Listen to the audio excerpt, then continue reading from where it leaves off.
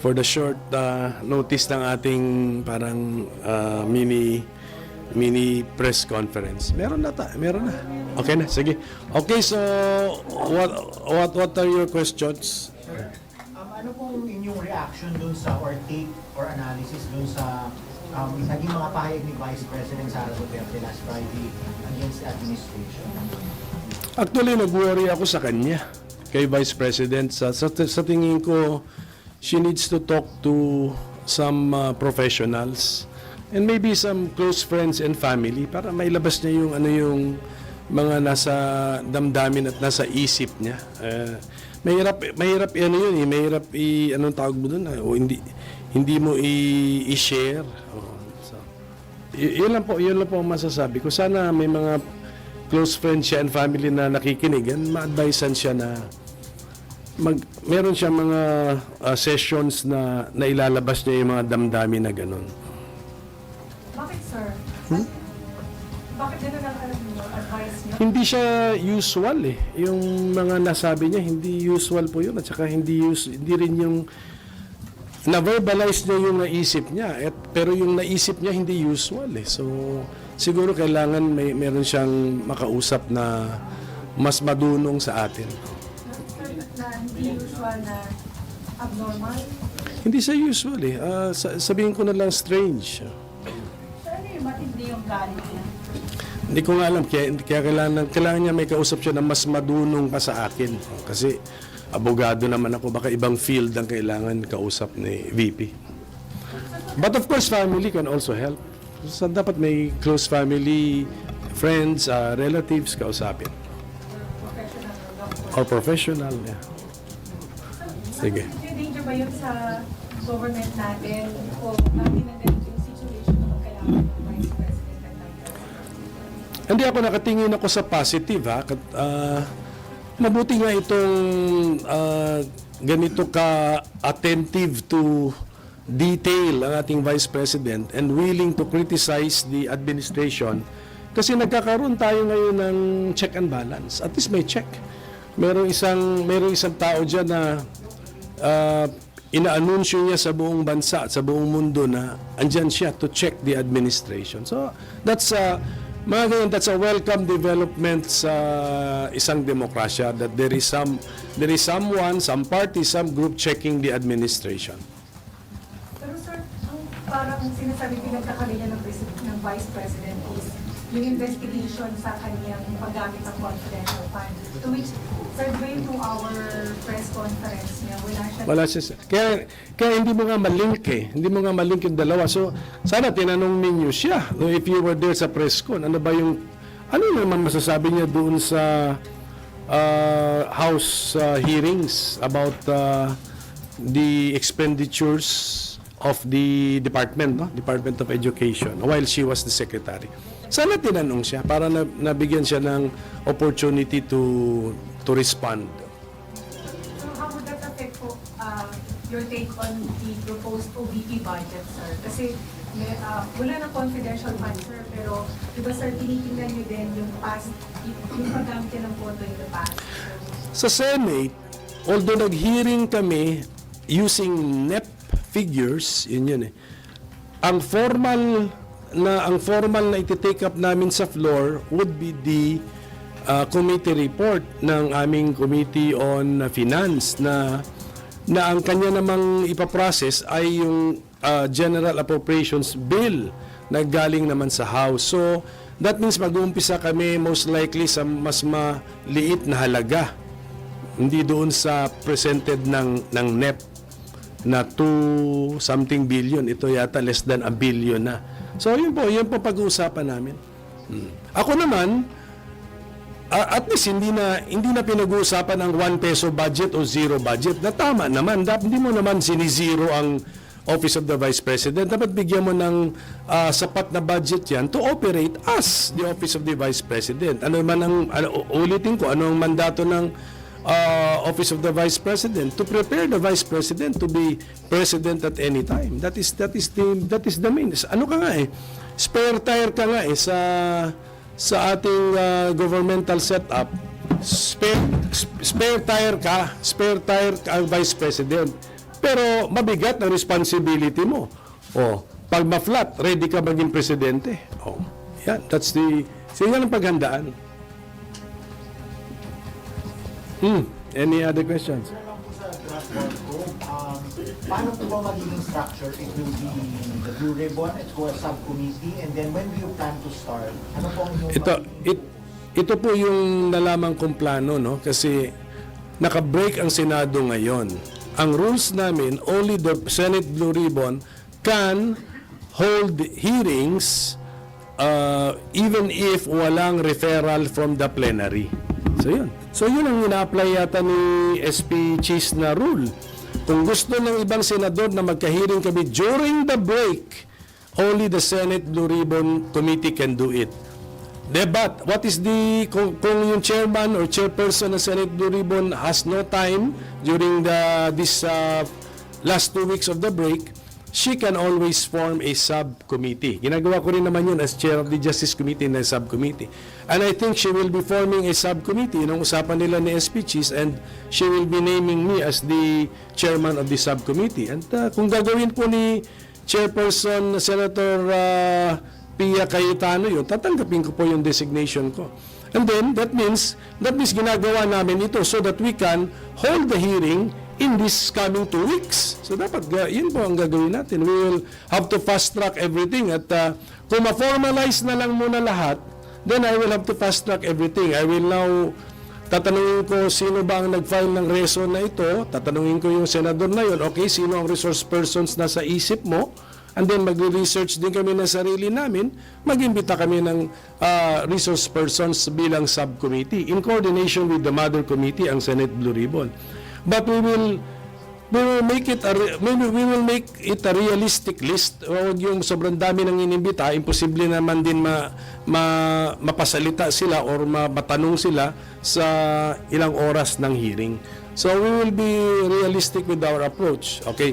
Ito ginagawa lang natin dahil kung gusto talaga ng mga senador na mag-hearing kami during the break. Pero pagka-resume na kami, we can always hear the resolution na may final na isang senador na resolution, and it will be referred to the proper committee. Pwede pa rin sa Blue Ribbon, pwede rin sa Justice. Pero iwasan na siguro namin nga yung public order kasi nga yung chairman namin, si Senator Bato, nababanggit kasi ang pangalan na doon sa naunang investigation ng House.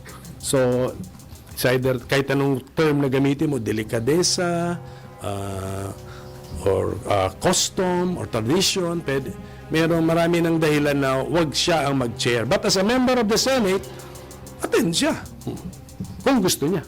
Sir, may urgency ba para i-investigahan yung dami? Ako kasi, ang sinasabi ko lang sa mga colleagues ko, ready ako. Kung sa tingin nila may urgency, sila ang magsabi kung may urgency. And siguro kung if there are 2 or more senators interested in this subject matter, I will, pwede ko nang sabihin na, sige na, marami-rami na ang interesado and it's urgent din i-hear natin. Sir, kung sakaling matutuloy, sino ang mga unang pupunin mo na mga resource person? Yun ang pinunta ko ngayon because I will meet with my staff, ililista namin yung potential na resource persons. Pero gaya ng sinabi ko kanina, maging practical naman kami, hindi naman lahat ng posible imbitahin namin. Mamili kami ng siguro para orderly ang investigation natin. Dapat yung kwento orderly din. So at the start of the Duterte administration, so June 30, 2016, 12 noon ng June 30, 2016, or even earlier, kasi siyempre naghahanda naman ang incoming administration ng kanyang administration. So, doon tayo mag-umpisa. Then para tayong isang train na aabante sa timeline. So, yun ang ating gagawin. Hanggang sa end ng term, June 30, 12 noon ng 2022. So, yun ang gagawin natin. Ganun ang para orderly. Doon tayo mag-umpisa sa June 30 or even days before that of 2016. Kasi may sinabi po si Senator Bato na gusto niyang imbitahin at baka naman pumunta si former President Duterte. So, hindi siya unahin, sir, imbitahin. At kasi ayoko kasi mag-judicial notice in the sense na yung records ng House sasabihin ko automatically reproduce sa Senate. Hindi. Parang, ang Senate, parang blank slate muna kami. Kwento muna. So, logic tells me, dahil sa narinig na natin kay Garma, it should be Garma. And it should be Leonardo. And even yung kung konektado, kung yung tatlong Chinese na pinatay sa Davao Penal Colony ay admitted lead drug lords, they therefore posibleng related ito sa war on drugs. Then even yung jail warden ng Davao Penal Colony as well as sino yung involved doon, yun muna, doon tayo mag-start. Kasi I think that was either before June 30, 2016 or thereabouts. Mga July. So, imbitahin lang po ang former president kapag nabanggit na siya. Pagka na-establish na kasi yung records ng House hindi naman automatically nasa records namin. So, para orderly ang ating usapan. Sir, but if voluntarily wants to? Yes, at the proper time. Siyempre, hindi naman ba yung sa umpisa pa lang, ang gulo na ng kwento, yung mga nagsusubaybay sa amin, kami maintindihan namin. Siyempre, may mga staff kami, nagre-research, gano'n. Pero, meron din kasi nakasubaybay sa hearing ng Senado. Hindi tayo pwede mag-umpisa na bigla na lang, sinasagot na yung paratang na hindi pa nasasabi. So, ganun po, medyo lagyan natin ng konting order yung ating sistema, ang ating hearings. But, of course, kung willing siyang pumunta, then maybe we can set it sa second hearing. Tapusin na natin sa first hearing lahat ng aligasyon para sa second hearing, sagutin na. Kasi we do not, ang sinabi sa akin ni Senate President Cheese, budget time na kasi, magugulo ang aming schedule actually. So we do not really have all the time in the world para dito. So, I understand it na parang ayaw nyo na masyadong mahabang investigation. Yes. Focus lang kami. So, kunyari hindi drug-related naman, hindi naman drug war yung killing ng PCSO executive. Kasi let us say, connected yun sa ibang issue sa PCSO, hands off na po kami ron. Sa war on drugs po tayo mag-focus. Sir, yung Committee of the Whole is out of the... Wala na, out of the question. Actually, baka mas unwieldy yun. Tapos expected pa si Senate President na mag-preside doon, baka ipati yung schedule niya. Tsaka naghahanda nga sa budget ang ang Senado. Actually, ako naghahanda sa budget. Sino bang expected na magtanong sa budget time? Hindi ba ang minority? Kaya magdo-double time po tayo ngayon. Yung oras natin ngayon napakahalaga. Sir, sorry po, uulitin ko lang yung tanong kanina kasi parang hindi yata nakuha sa kanila. Pero yung sinabi po ninyo na nag-worry kayo for Vice President Sara, kailangan niya ng kausap. Why? Ano sa tingin yung, bakit nyo nasabi? Nasabi ko, na-capture na sa camera kanina. Sa umpisa. Audio, sir. Hindi, yung narinig ko kasi, kasi nagulat ako. Akala ko, sabi ko, AI ba ito? Hindi naman, totoo pala. So, it's really unusual yung mga sinabi po ni Vice President Sara Duterte. And to me, it's strange, na in the first place na naisip niya yun, tapos verbalize lang niya. So ako, bilang hindi naman isang dalubhasa sa medical science, ang una kong masasabi kung may mga naririnig akong mga strange is baka kailangan ng mas madunong na tao na kausap or pamilya or close friends para mailabas yung mga damdamin. Hindi mo ilalabas yun sa formal press conference. Sir, ang nire-refer niyo dun sa really unusual, ano yung mga, sa dami po yung sinabi niya, alin po dun in particular yung talagang tumatak sa inyo na ano yun? Well, part lang naman, hindi ko naman pinanood yung 2 hours kasi part lang yung nakita ko yung yung ulo, something to do with the ulo, and then something to do sa paghuhukay at itatapon sa West Philippines Sea, mga ganun. These are unusual amount, actually up to being strange. Sir, anong reaction niyo doon nung narinig niyo na may banta siyang ipahukay yung ibang type? Akala ko